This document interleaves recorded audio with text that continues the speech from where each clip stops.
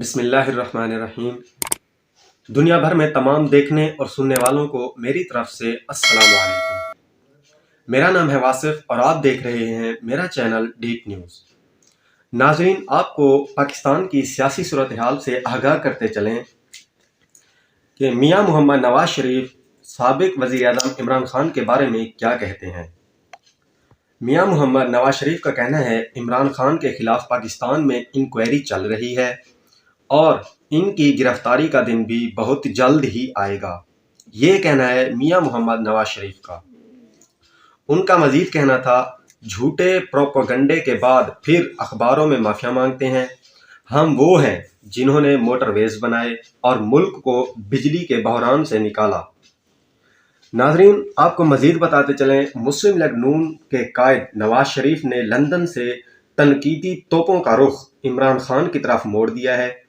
نواز شریف نے چیئرمین تحریک انصاف پر الزام لگاتے ہوئے کہا کہ عمران خان کے خلاف الزامات نہیں، ثابت شدہ کرپشن ہے۔ عمران خان نے 50 ارب روپے کی کرپشن کی۔ میڈیا رپورٹ کے مطابق نواز شریف نے صحافیوں سے گفتگو کرتے ہوئے کہا کہ پاکستان میں عمران خان کے خلاف انکوائری چل رہی ہے۔ چیئرمین پی ٹی آئی کی گرفتاری کا دن بھی بہت جلد ہی آئے گا۔ ایک شخص خود کرپشن میں ڈوبا ہوا ہے اور دوسروں پر الزام لگا رہا ہے۔ پاکستان اور سیاستدانوں کو بدنام کرنے کی کوشش کی گئی۔ ہم وہ ہیں جنہوں نے ایٹمی دھماکے کیے اور موٹر ویز بنائے۔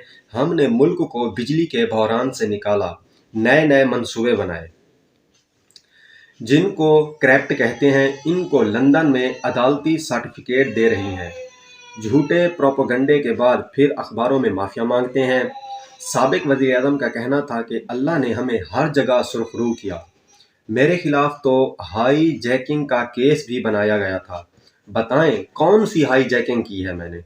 عمران خان کسی ایک منصوبے کا نام لے جس کی بنیاد رکھی ہو اور پایہ تکمیل تک نہ پہنچایا ہو۔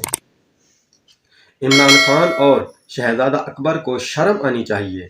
یہ جلد اپنے منطقی انجام کو پہنچیں۔ نواز شریف نے کہا، پاکستان میں عمران خان کے خلاف انکوائری چل رہی ہے۔ پاکستان میں انکوائری کا کام ڈھیلا ڈھالا ہوتا ہے۔ عمران خان کی گرفتاری کا دن بھی بہت جلد آئے گا۔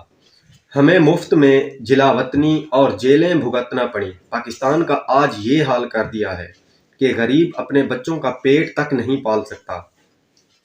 2017 میں پاکستان تیزی سے بلندیوں کی طرف جا رہا تھا۔ اس وقت اشیاء خور کی قیمتیں کیا تھیں؟ آٹا، دال قیمتیں کیا تھیں؟ آپ خود بتائیں۔ بجلی کتنی سستی مل رہی تھی؟ مسلم لیگ نون کے قائد نے مزید کہا کہ ہم وہ ہیں جنہوں نے بجلی کی قلت کو پورا کیا۔ ہم وہ ہیں جنہوں نے ملک پاکستان کی معیشت کو ترقی دی۔ ہر شعبے میں ہماری خدمات قوم کے سامنے ہے۔ اب بھی کوئی نہ سمجھے تو پھر کیسے سمجھیں گے؟ ناظرین، اسی طرح کی انٹرسٹنگ ویڈیو دیکھنے کے لیے ہمارے چینل ڈیپ نیوز کو ضرور سبسکرائب کریں۔ ملتے ہیں کسی اور نئی ویڈیو میں۔ فی الحال مجھے دیجیے اجازت۔ اللہ حافظ۔